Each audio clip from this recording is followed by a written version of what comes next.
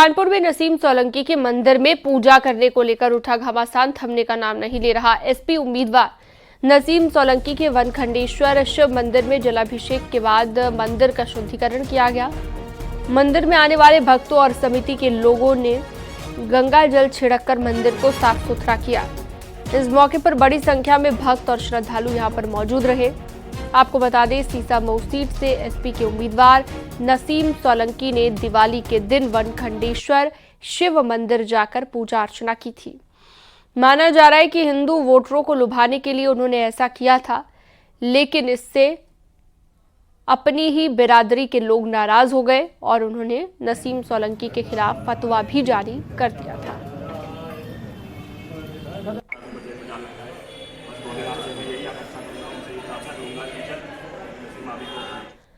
कानपुर की सीसामऊ सीट से एसपी के उम्मीदवार नसीम सोलंकी के मंदिर जाने को लेकर सियासी शोरगुल भी शुरू हो गया है। बीजेपी ने एसपी पर तंज कसा है तो एसपी ने नसीम सोलंकी का बचाव करते हुए बीजेपी पर निशाना साधा है।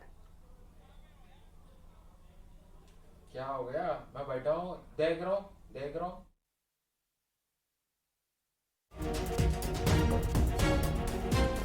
इरफान सोलंकी की पत्नी नसीम सोलंकी वो भगवान शिव की पूजा अर्चना करने के लिए चुनाव के वक्त पे चली गई, तो ये बात कट्टरपंथियों को अब नागवार गुजर गई है और इसलिए कट्टरपंथी अब फतवा जारी कर रहे हैं। इसलिए जब दूसरों के घर में आग लगाते हैं ना, तो अपने घर में भी आग कभी न कभी पहुंची जाती है। कट्टरपंथ से देश का भला नहीं होने वाला है, सबका साथ सबका विकास से भला होने वाला है। वैसे भी चुनाव के आधार पर जो लोग भक्ति प्रदर्शन करने लगते हैं ना, उनका ऐसा ही हश्र होता है। मजबूरी बस नसीम सोलंकी जी को चुनाव लड़ना पड़ रहा है। उनके पति को सरकार ने फंसा दिया और अत्याचार अन्याय करके जेल भेजा। उस परिवार ने बहुत संकट दुख सहन किया है। तो ऐसे संकट के समय में कुछ लोगों ने जो भी सलाह दी हो, वो एक उसको सहानुभूतिपूर्ण देखना चाहिए। पीड़ित और परेशान व्यक्ति सब तरफ से मदद मांगता है, सब तरफ से अपनी समस्याओं से निजात पाने की कोशिश कर लेता है। तो मुझे लगता है कि धर्म का विषय तो धर्मगुरु ही जानते, लेकिन वो पीड़ा में है। उसके पति तमाम समय से, बहुत लंबे समय से जेल में हैं। ऐसी परेशानी के वक्त में उसकी परेशानियों को ध्यान में रख के सारी बात पे विचार करना चाहिए। यूपी में इन दिनों एसपी और बीजेपी में पोस्टर वॉर चल रहा है। बीजेपी के बटेंगे तो कटेंगे वाले नारे को लेकर अखिलेश यादव ने पलटवार किया। सोशल मीडिया साइट एक्स पर लिखे अपने पोस्ट में अखिलेश यादव ने लिखा कि बीजेपी का नकारात्मक नारा उनकी निराशा नाकामी का प्रतीक है। अखिलेश के मुताबिक इस नारे ने साबित कर दिया है कि उनके 10% मतदाता ही बचे हैं और ये बचे हुए मतदाता भी खिसकने की कगार पर हैं, इसलिए ये उनको डराकर एक करने की कोशिश है। उन्होंने कहा, डरा हुआ आदमी ही डर को बेचता है, क्योंकि जिसके पास जो होगा वही बेचेगा। उपचुनाव की तारीखें जैसे जैसे नजदीक आ रही हैं, सियासी जमातों की तरफ से अपने तर्कश से अलग अलग तीर निकाले जा रहे हैं। एक तरफ जहां मुख्यमंत्री योगी आदित्यनाथ ने बटोगे तो कटोगे का नारा दिया, वहीं दूसरी तरफ समाजवादी पार्टी के राष्ट्रीय अध्यक्ष अखिलेश यादव ने इसका बचाव करते हुए आज सोशल मीडिया साइट एक्स पर लंबा चौड़ा पत्र लिखा है। उन्होंने कहा है कि भारतीय जनता पार्टी परेशान है, हताश है और उनका ये आखिरी नारा साबित होने वाला है, क्योंकि उत्तर प्रदेश में बंटने का कोई आधार ही नहीं है। बीजेपी ने अखिलेश के ट्वीट पर पलटवार किया है। पार्टी प्रवक्ता मनीष शुक्ला ने कहा कि तीर सही निशाने पर लगा है और अखिलेश के पीडीए का गुब्बारा फूट गया है। बीजेपी का कहना है कि इस नारे ने लोगों को जागरूक कर एकजुट रहने का संदेश दिया। तो बीजेपी ने भी इस पर निशाना साधा है और कहा है अखिलेश के पीडीए का गुब्बारा फूट गया, सही निशाने पर तीर लगा है। तो भारतीय जनता पार्टी की ओर से इसे लेकर ये निशाना साधा गया। कहा गया कि इस नारे के जरिए एकजुट होने का संदेश दिया जा रहा है। अखिलेश के आरोपों को लेकर ये तमाम बातें कही गई हैं। बीजेपी ने ये पलटवार करते हुए ये बात कही है। बटेंगे तो कटेंगे इस नारे ने समाज और देश में जन जागरण का काम किया है। पूरे इंडी गठबंधन में समाजवादी पार्टी समेत एक निराशा का भाव है, बेचैनी है। उस बेचैनी में सुबह उठते ही अखिलेश यादव सबसे पहले इस नारे के जवाब में एक ट्वीट कर रहे हैं और ट्वीट में रामराज की कल्पना, अभय और भय की परिभाषा बताने लगे हैं। और इससे अच्छे दिन नहीं आ सकते कि जो समाजवादी पार्टी और कांग्रेस प्रभु राम को नकारती थी, रामराज का नाम लेने से घबराती थी, उसको अब इस नारे ने मजबूर कर दिया है कि वो भारत और भारत की संस्कृति की सिद्धांतों की व्याख्या क्या करे। लेकिन इस नारे का निशाना सही जगह पे लग गया है, तीर सही जगह चल गया है और जो गुब्बारा अखिलेश यादव ने फुलाया था पीडीए का, आरक्षण का, संविधान का, उसमें इस नारे ने पिन चुभो दी है। डिप्टी सीएम केशव प्रसाद मौर्य ने पीडीए को लेकर एक बार फिर से अखिलेश यादव को निशाने पर लिया है। एक्स पर लिखे गए पोस्ट ने केशव मौर्य ने इस पोस्ट के जरिए आरोप लगाया है कि अखिलेश यादव का पीडीए असल में एक छलावा है। ये पिछड़ा, दलित, अल्पसंख्यक नहीं बल्कि परिवारवाद, दंगाई और अपराधी का गठबंधन है।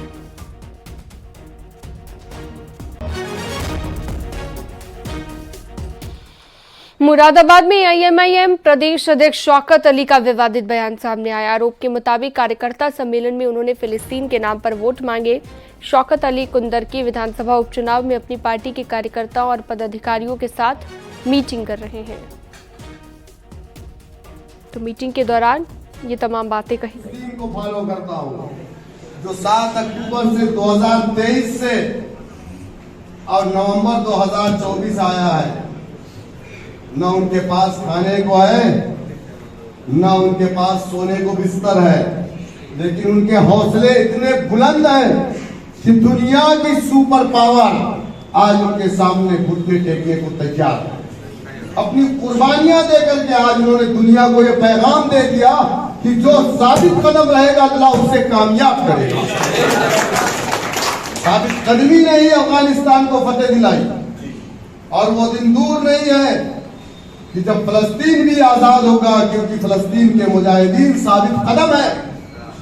अगर हिंदुस्तान का उलमा भी साबित कदम ना होता तो हिंदुस्तान में भी अंग्रेजों से हमें छुटकारा ना मिलता, हम इस देश को आजाद ना करवा पाते। तो हमें ये जो काले अंग्रेज हैं जो इस कुंदरकी में यूं फंड काट करके बैठ के कब्जा किए पड़े हैं और ये दावा करते हैं कि कुंदरकी हमारे खानदान की विरासत है। कुंदरकी तुम्हारे खानदान की विरासत नहीं है, कुंदरकी है आपका, नहीं है किसी के बाप का। बीजेपी ने शौकत अली के बयान को लेकर विपक्षी दलों को निशाने पर लिया। पार्टी प्रवक्ता मनीष शुक्ला ने कहा कि ऐसा लगता है शौकत, अखिलेश और ओवैसी जैसे लोगों का देश की जनता पर से भरोसा उठ गया है, इसलिए ये लोग इजराइल, फिलिस्तीन के नाम पर वोट मांग रहे हैं।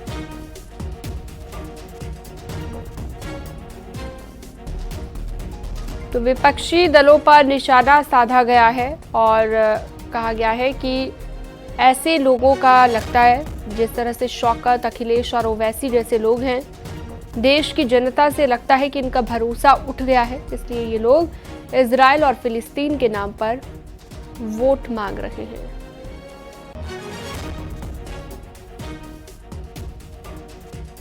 तो शौकत अली के इस बयान को लेकर बीजेपी की तरफ से ये पलटवार किया गया है, निशाना साधा गया है।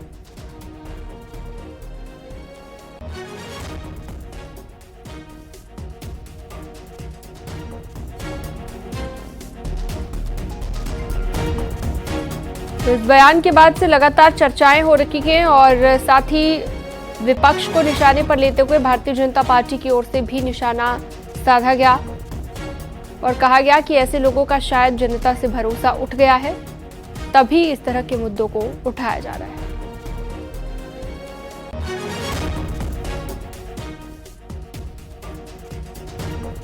सुनवाएंगे आपको क्या कहा गया है पलटवार करते हुए। देश की जनता पर से विपक्ष का भरोसा उठ गया है, ये कहा गया है। एआईएमआईएम के प्रदेश अध्यक्ष शौकत अली का बयान अखिलेश यादव का एडवांस वर्जन की तरह है। घबराया विपक्ष अब मुद्दों के अभाव में जय फिलिस्तीन का नारा लगा रहा है। शौकत अली ने नारा लगा दिया, अखिलेश यादव के मन में भी जय फिलिस्तीन ही है। अब अखिलेश यादव, कांग्रेस, असदुद्दीन ओवैसी, इनका विश्वास भारत की जनता से उठ गया है। इसलिए अब वो इजराइल और फिलिस्तीन युद्ध के नाम पर वोट मांग रहे हैं। लेकिन उत्तर प्रदेश की जनता को विकास पसंद है, कानून का शासन पसंद है, बुनियादी सुविधाओं को अंतिम व्यक्ति तक पहुंचाने वाली सरकार पसंद है, जो एनडीए भारतीय जनता पार्टी योगी आदित्यनाथ जी के नेतृत्व में संभव है।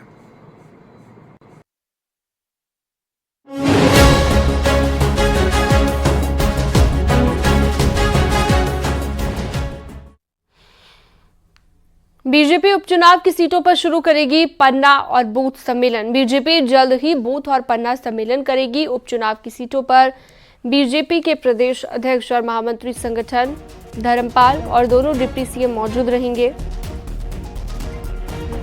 प्रदेश अध्यक्ष और महामंत्री संगठन भी मौजूद रहेंगे, दोनों डिप्टी सीएम मौजूद रहेंगे। पन्ना और बूथ सम्मेलन शुरू होने जा रहे हैं।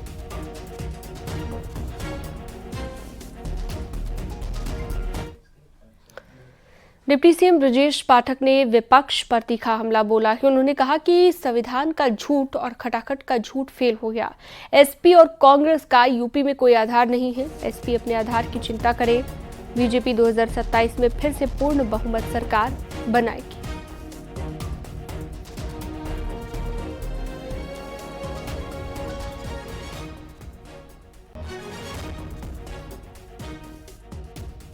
जनता पार्टी उपचुनाव की तैयारी में जुटी हुई है। हमारे साथ में बात करने के लिए डिप्टी सीएम ब्रजेश पाठक जी हैं। सर, बूथ सम्मेलन और पन्ना सम्मेलनों की शुरुआत हो चुकी है, आज आप भी जा रहे हैं कानपुर। क्या किस वजह से ये सब तैयारी चल रही, क्या लग रहा है? भारतीय जनता पार्टी 9 के 9 उपचुनाव को संगठन के साथ लग करके, अपने सहयोगी दलों को साथ मिल करके चुनाव जीतने जा रही है। आम जनमानस का समर्थन भारतीय जनता पार्टी के साथ है। माननीय मोदी जी की गरीब कल्याण योजना जन जन तक पहुंची हैं और लोकसभा चुनाव के दौरान इंडी गठबंधन ने जो निगेटिव नैरेटिव सेट किया था, वो ये सब अपनी बातों को लेकर पूरी तरह से झूठे साबित हुए हैं, एक्सपोज्ड हुए हैं। इनकी बातों को जनता ने माना है कि ये गुमराह करने वाली थी। खटाखट से लेके फटाफट जो इन्होंने बोला, पूरी तरह से असत्य वचन थे। आम जनमानस भारतीय जनता पार्टी के साथ है। 9 की 9 सीटें बीजेपी ही जीतेगी। सर, आज भी आप सम्मेलन को संबोधित करेंगे? आज कानपुर में सीसामो सीट पर एक बड़ा कार्यक्रम है, उसमें त्रिदेव सम्मेलन है, हम लोग उसमें भाग लेंगे। सर, अंतिम सवाल है, अखिलेश यादव का आज ट्वीट आया है। उन्होंने कहा कि 10% वोट ही भाजपा के पास बचा है, बीजेपी का कोई आधार नहीं है। ये सब समाजवादी पार्टी एक गुंडों को पुष्पित पल्लवित करने वाली फौज है और इस चुनाव में जनता इन्हें पूरी तरह नकारेगी। 27 में प्रचंड बहुमत के साथ बीजेपी पुनः आ रही है। झांसी में तेज रफ्तार कार ने सड़क पार कर रही एक महिला को टक्कर मार दी। टक्कर मारने के बाद कार महिला को खींचते हुए ले गई। सड़क हादसे की तस्वीरें सीसीटीवी में कैद हो गई हैं। घटना नवाबाद थाना क्षेत्र की है। महिला अपने रिश्तेदार को देखने के लिए अस्पताल जा रही थी और इसी दौरान कार ने महिला को टक्कर मार दी। महिला हवा में उछलकर कार के बोनट पर गिर गई। कार चला रहा शख्स करीब 100 मीटर तक महिला को घसीटते हुए ले गया। महिला की मौके पर ही मौत हो गई। पुलिस कार चला रहे शख्स की तलाश में जुटी हुई है।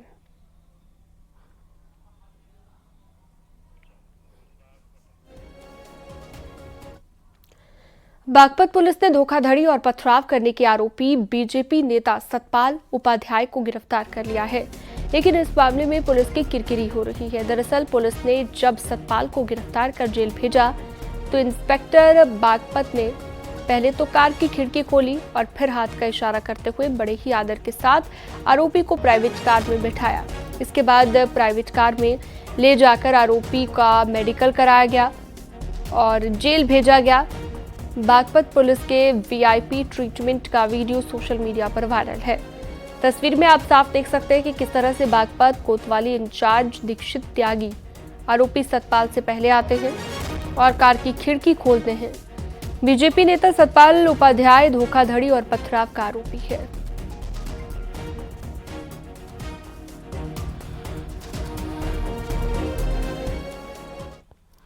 कानपुर के एकता गुप्ता हत्याकांड के आरोपी जिम ट्रेनर विमल सोनी को कस्टडी रिमांड पर लेने के लिए पुलिस ने न्यायालय में अर्जी दाखिल की है। पुलिस ने अर्जी देकर 7 दिनों की कस्टडी रिमांड मांगी है। 5 नवंबर को जिम ट्रेनर विमल के रिमांड पर सुनवाई होगी। सूत्रों के मुताबिक पुलिस जिम ट्रेनर को डीएम कंपाउंड से सटे officers club, green park, Unnao भी ले जा सकती है।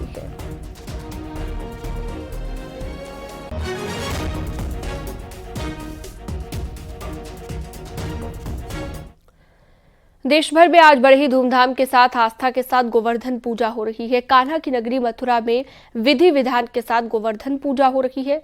पूजन से पहले गिरिराज जी का दूध, दही, घी, शक्कर, शहद से पंचामृत अभिषेक किया जा रहा है। इस्कॉन में देसी विदेशी भक्तों ने हजारों किलो सूजी से बने गिरिराज जी तैयार किए।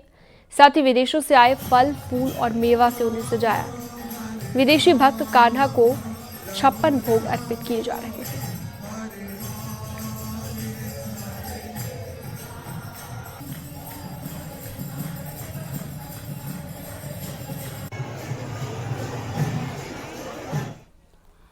गोरखपुर में सीएम योगी ने जनता दरबार लगाया। गोरक्षपीठ में जनता दरबार लगाकर सीएम योगी ने लोगों की समस्याएं सुनी। अधिकारियों को समस्या के बारे में जल्द से जल्द समाधान करने के लिए आदेश दिए। सीएम योगी के गोरखपुर दौरे के दौरान आज तीसरा दिन है। सुबह सुबह ही सीएम योगी ने जनता दर्शन किया और बड़ी संख्या में फरियादी पहुंचे।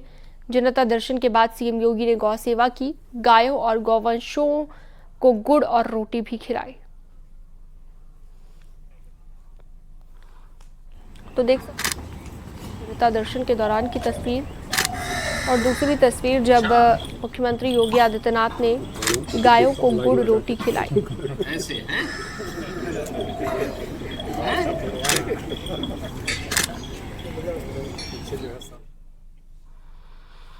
और अयोध्या से बड़ी खबर आ रही है, जहां पर राम मंदिर समर्थक बबलू खान पर कुछ लोगों ने जानलेवा हमला कर दिया है, जिसमें बबलू खान गंभीर रूप से घायल हो गए हैं। आरोप यह है कि दिवाली के दिन भगवान राम से जुड़ा गाना बजाने पर हुए विवाद के बाद मुस्लिम समाज के कुछ लोगों ने बबलू खान पर जानलेवा हमला कर दिया, जिसकी शिकायत पुलिस से की गई है।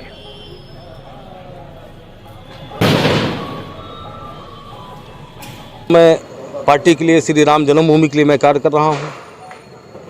आज दीपोत्सव का दूसरा दिन मैं अपने कैंप कार्यालय, आवास कैंप कार्यालय पे मैं बैठा था। मेरे कैंप कार्यालय पे भारतीय जनता पार्टी का बहुत झंडा लगा हुआ है, जिससे लोगों को बहुत जलन होता है। और मेरे कार्यालय पे कुछ मेरे मित्र आए थे, तो हमारे फॉर्चूनर को अंदर मंगवा करके डिक्की खुलवा करके गाना लगवा दिया, राम आएंगे तो अंगना सजाएंगे। वॉल्यूम तेज कर दिया, तो उस पर हमारे एक मित्र राम धुन पर मस्त होकर के थोड़ा से अपना गुनगुनाने लगे, नाचने लगे। तो मेरे पटीदार उनको ना गंवारा गुजा, वो उनको अच्छा नहीं लगा और वो सबको गाली देने लगे। मेरे मित्र खैर चले गए।